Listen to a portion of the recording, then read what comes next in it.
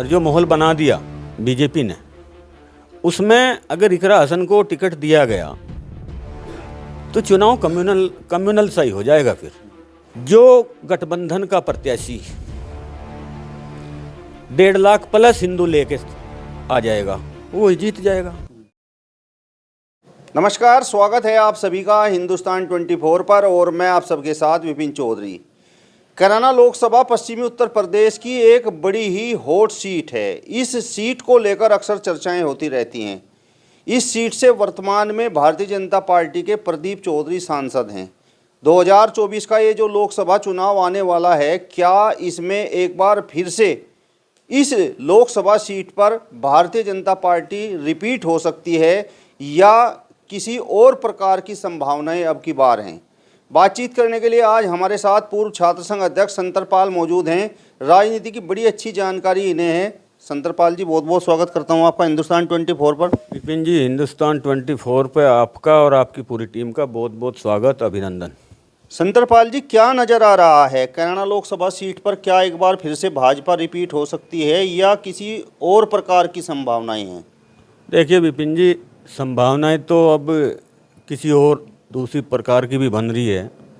वहाँ का जो समीकरण है वो ऐसा नहीं है कि वो बीजेपी के फेवर में ही है, वो जो इंडिया गठबंधन है उसके फेवर में भी है। बट इसमें ये देखना पड़ेगा, ज़्यादा डिपेंड कैंडिडेट के ऊपर करता है कि कौन कैंडिडेट आए। कैंडिडेट का सही से अगर गठबंधन ने चुनाव कर लिया तो गठबंधन जीत जाएगा, अन्यथा फिर मजबूरी में बीजेपी ही जीतेगी। मतलब आपका मानना ये है कि कैराना लोकसभा पर गठबंधन और भाजपा के बीच में फाइट होगी? हाँ बिल्कुल, गठबंधन और भाजपा के बीच में फाइट होगी और बहुत कैडी फाइट होगी। बसपा प्रत्याशी फाइट नहीं कर पाएगा? नहीं, बसपा प्रत्याशी इसलिए फाइट नहीं कर पाता कि बसपा के बारे में सभी को पता है कि उसके टिकट कहाँ से बट रहे हैं। बसपा को तो बैठ के कह दिया जाता है कि फला को टिकट देना है, माइनॉरिटी की वोट आपको काटनी है ताकि बीजेपी को फ़ायदा हो जाए, इसलिए वो कहीं गिनती में नहीं है। हो सकता है पूरे प्रदेश में उसे एक भी सीट ना मिले। भाजपा यहाँ पर रिपीट नहीं होगी, इसके पीछे आपको वजह क्या नज़र आती है? वजह इसलिए नज़र आती है कि मैं ज़्यादा बड़ी बात ना कह करके कि कैराना में जो वर्तमान सांसद हैं वो कोई काम नहीं कर पाए, समाज के इशू उन्होंने नहीं उठाए, कोई डेवलपमेंट वहाँ मिलता नहीं है देखने को। वो तो सिर्फ मोदी जी के नाम पर बने हुए हैं, उनका अपना व्यक्तिगत वोट मुझे नहीं लगता। और जो थोड़ा बहुत था भी वो पिछले 5 साल में आपने तो देखा, उनके तो गायब होने के कैराना में पोस्टर भी लगे। आप लोगों की रिएक्शन सुनते रहते हैं, क्या क्या लोग बोलते हैं। तो इसलिए मुझे लग रहा कि वहाँ जो अंदर लोगों के जहन में बात है इस बार, वो उनके विपरीत जा रही है। मोदी के नाम पर प्रदीप चौधरी सांसद बन गए तो मोदी का नाम तो और ऊपर उठ रहा है, तो प्रदीप चौधरी फिर चुनाव क्यों नहीं जीत सकते? देखिए, मोदी जी के नाम पर वो एक बार बन गए, लोगों को उम्मीद थी कि ये बनेंगे तो कुछ लोगों के लिए करेंगे, वो कर नहीं पाए। तो फिर जब कोई काम नहीं करेगा तो हमेशा मोदी का नाम थोड़ा ही चलेगा, मुझे तो नहीं लगता। लोगों को काम भी चाहिए, डेवलपमेंट भी चाहिए। अब वो ध्रुवीकरण वाली जो बात है, ध्रुवीकरण एक हद तक आपको वोट दिला सकता है, लेकिन जीतने के लिए तो फिर काम भी करना होगा, काम हो नहीं रहा। और सबसे बड़ी बात तो ये बताऊं, जिस समाज से वो आते हैं उस समाज में बहुत नाराज़गी उनके प्रति है। समाज के कई इशू आए, उन पर वो बोल नहीं पाए, तो कौन चाहेगा ऐसा सांसद? पूरा वातावरण तो राम में बना हुआ है। ये अभी राम मंदिर का प्राण प्रतिष्ठा कार्यक्रम हुआ, तो आपको नहीं लगता कि इसका सीधा सीधा लाभ भाजपा को होगा? देखिए, राम का जो भी मंदिर में प्राण प्रतिष्ठा हुई, हम भी राम के वंशज हैं। उस दिन हमने भी पूजा की। मैं तो मानता नहीं हूँ कि राम किसी एक पार्टी या किसी एक व्यक्ति के थे। राम तो कण कण में थे। और जो आर्कियोलॉजिकल डायरेक्टर हैं ASI के मोहम्मद साहब, उन्होंने तो कहा कि 8वीं से 12वीं AD के बीच 12वीं सदी का मंदिर है, तो गुज्जर प्रतिहार वंश के किसी राजा ने बनवाया, तो हम तो उनके वंशज हैं, तो हमें तो सबसे ज़्यादा खुशी है। हम सुबह भी उस दिन मंदिर गए, पूजा की, शाम को भी मंदिर गए। लेकिन जहाँ तक वातावरण की बात है, कैराना में स्थिति दूसरी है।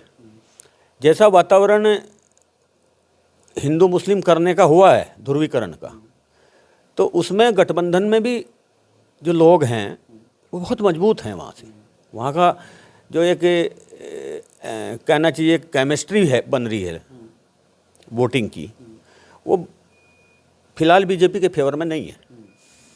बस देखना ये है कि गठबंधन से प्रत्याशी कौन हो, गठबंधन के ऊपर डिपेंड करेगा। और मैं तो साफ साफ कह रहा हूँ, जो गठबंधन का प्रत्याशी 1.5 लाख प्लस हिंदू लेके आ जाएगा वो ही जीत जाएगा, और ऐसे प्रत्याशी वहाँ हैं। इस लोकसभा सीट पर तो पूरी चर्चाएं हैं कि ये जो सपा और राष्ट्रीय लोकदल का गठबंधन हुआ है, इसमें तो इकरा हसन का नाम फाइनल हो गया है।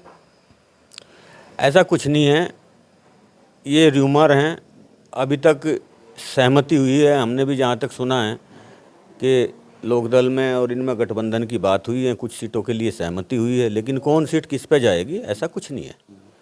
ये तो कुछ लोग चंडू खाने की अपनी तरफ से डाल देते हैं कि उसका हो गया पक्का, उसका हो गया पक्का। अभी जब यही नहीं कि कौन सी सीट किस पे जा रही है, तो अभी कैंडिडेट की तो कोई बात ही नहीं है। हाँ, एक बात ज़रूर है कि इकरा हसन दावेदार है, दावेदारी करने का सबका राइट है, और वैसे भी वो सबसे जूनियर है, अभी बच्ची है, उसके लिए तो और बहुत ऑप्शंस हैं। यानी इकरा हसन के टिकट की जो सोशल मीडिया पर बातें हो रही हैं तो वो सब हवा हवाई हैं। हवा हवाई है, बिल्कुल हवा हवाई है। अभी जो लोग ये बातें उड़ा रहे हैं, भाई मीटिंग तो 2 ही लोगों के बीच में हुई, माननीय अखिलेश यादव जी के और जयंत चौधरी जी के बीच में। दोनों के बीच क्या बात हुई, ना समाजवादी के किसी नेता को पता, ना लोकदल के किसी नेता को पता। तो फिर ये र्यूमर जिले स्तर से कौन कह रहा कि उसका फाइनल हो गया, उसका फाइनल हो गया।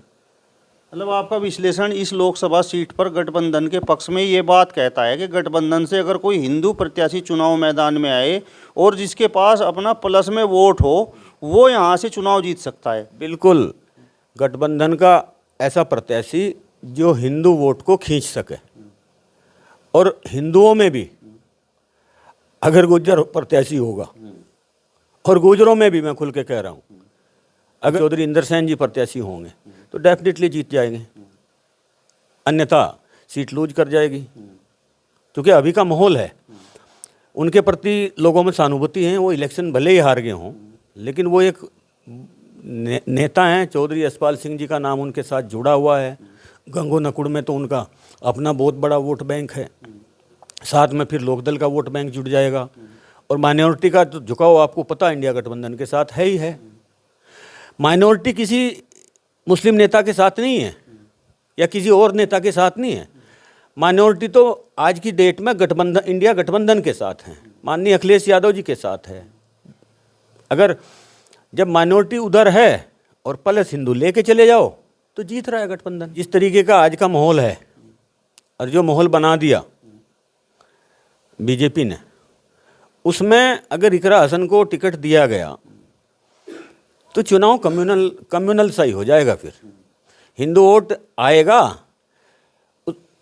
मुसलमानों में भी विरोध है उसका कुछ जगह। तो अभी मैं आपको एक चीज़ बताऊं, मेरी जितने भी नेताओं से बात हुई, चाहे वो लोकदल के हैं चाहे समाजवादी के हैं, और चाहे पार्टी सर्वे करा ले, इन दोनों नाम को लेकर के, इंदर सेन जी के और इकरा हसन जी के, और ये चीज़ जहाँ तक मेरी जानकारी है, ये माननीय अखिलेश यादव जी को भी पता है और जयंत चौधरी जी को भी पता है कि सर्वे और जनता की भावना किन के साथ है। अब ये देखो, गठबंधन को तय करना है, हाईकमान को तय करना है कि उन्हें सीट खुद जीतनी है या सीट बीजेपी को देनी है। गठबंधन से सुधीर पंवार या फिर अमीर आलम के बेटे नवाजिश आलम अगर चुनाव मैदान में उतरते हैं तो फिर आपका विश्लेषण क्या कहता है? जिस तरीके से आपने हिंदू की बात की तो सुधीर पंवार भी हिंदू हैं। बिल्कुल सही बात है कि सुधीर पंवार जी भी समाजवादी पार्टी में हैं, लेकिन मेनली यहाँ डिपेंड जो इस सीट पे करेगा हिंदुओं में, वैसे तो और हिंदू भी मिलेंगे, ज़्यादा नहीं थोड़े मिलेंगे, लेकिन मेनली यहाँ गुजर समाज का हिंदुओं में वोट ज़्यादा है। कैराना लोकसभा पे आप देख लो, नकुड़ में, गंगो में कितना वोट है गुजरों का, उसमें देख लो कैराना में, आप उसमें देख लो श्यामली में, और फिर जाट समाज को भी देख लो, तो गुजर वोट जिधर चला जाएगा, गुजरों में जुड़ने वाला प्लस वोट, हिंदू वोटों में जो जुड़ने वाला वोट है वो सबसे ज़्यादा गुजर समाजी है, और उसके बाद जाट समाज है। तो अगर गुजर कैंडिडेट बीजेपी से आ रहा है तो ऐसी स्थिति में मजबूर होकर लोग फिर निष्क्रिय प्रत्याशी को ही वोट दे सकते हैं, जहां तक मेरा मानना है। संतरपाल जी, अभी थोड़ी देर पहले आपने कहा कि इकरा हसन जितने भी प्रत्याशी चुनाव लड़ना चाह रहे हैं, जितने भी संभावित प्रत्याशी हैं, उनमें सब में जूनियर है और उसे तो अभी सीखने की आवश्यकता है। तो उन्होंने तो 2022 के विधानसभा चुनाव में अपने भाई को चुनाव जितवा दिया था, आपने देखा नहीं किस प्रकार से उन्होंने प्रचार किया। और चौधरी इंद्रसेन तो राजनीति के बड़े मंजे हुए खिलाड़ी हैं, वो चुनाव हार गए थे।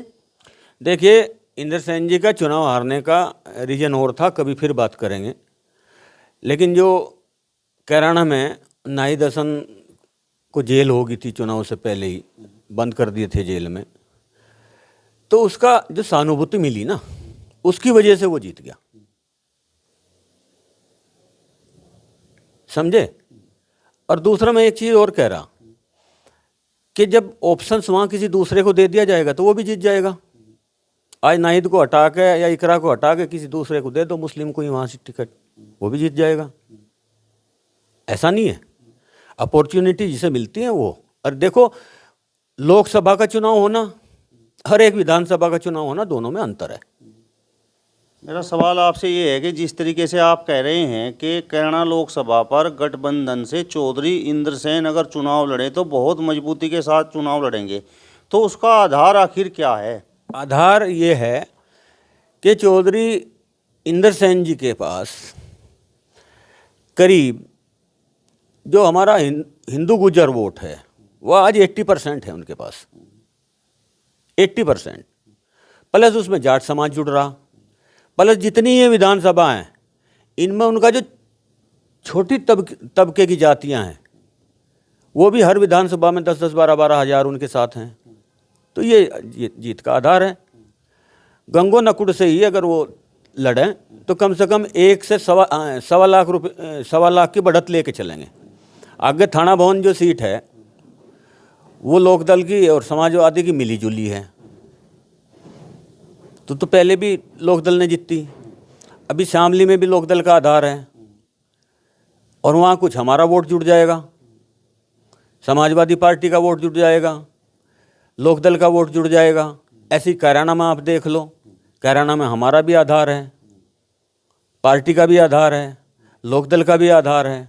लेकिन लोकदल के जो नेता कैराना लोकसभा में है वो तो ये कह रहे हैं कि अगर ये सीट लोकदल के पास आ गई है तो प्रत्याशी भी लोकदल का होना चाहिए। ये समाजवादी पार्टी के लोगों को लोकदल का जो सिंबल देकर लड़ाने की बात है तो इसे वो लोग स्वीकार नहीं करेंगे, वो तो विरोध करेंगे। फिर देखिए, ये हाईकमान का काम है, माननीय अखिलेश यादव जी और जयंत चौधरी का काम है कि वो किस तरीके से लड़ते हैं, वो किसे सिंबल देते हैं, नेता कौन होगा, और इसी चीज़ पे डिपेंड करेगा।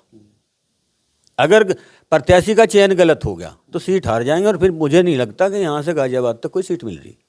जो आपने विश्लेषण अभी किया है तो उसमें इकरा हसन का पक्ष आपको कमज़ोर क्यों नज़र आ रहा है? देखो, इकरा हसन का पक्ष इसलिए कमज़ोर हो रहा है, देखो विपिन जी, साफ सी बात है, आज का क्या माहौल है। एक इलेक्शन तो ये कवाल का बवाल करके जीत गए थे, दूसरा इलेक्शन इन्होंने इमरान मसूद पर बोटी बोटी करवा के जीत लिया था, पूरे माहौल बना के। ये फिर वही काम कर देंगे। और रही देखो, हमें तो इकरा जी से भी कोई नाराज़गी नहीं है, ये नहीं, और ये भी नहीं है कि अगर वो जीतती हो पार्टी उसे टिकट दे दो। अगर पार्टी को लगता है कि इंद्रसेन जीतता है उसको टिकट दे दो। लेकिन मैंने अपना व्यक्तिगत आकलन बताया और जो समाज के बुद्धिजीवी लोग हैं उनका आकलन बताया कि सबसे जो सूटेबल और जिताऊ कैंडिडेट है वो इंद्रसेन जी है। चलिए, तो पूर्व छात्र संघ अध्यक्ष संतरपाल जी को आपने सुना।